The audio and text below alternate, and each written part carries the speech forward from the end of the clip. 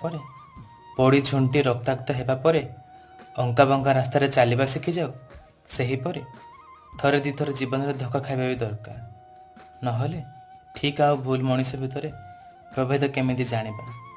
ଯାହା ସହଜରେ ମିଳିଯାଏ ନା ଆଜ୍ଞା, ତାହା ସେତିକି ହିଁ ସହଜରେ ହାତଛଡ଼ା ହୋଇଯାଏ, ହଜିଯାଏ, ଭାଙ୍ଗିଯାଏ।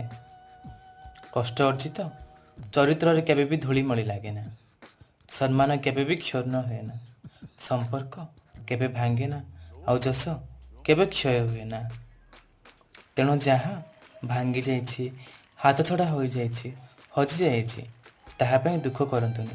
ସେସବୁ ଜୀବନରେ ଶିକ୍ଷା। ଯାହା ତୁମ ପାଖରେ ଅଛି ତାହା ହିଁ ଆପଣଙ୍କ ସମ୍ବଳ।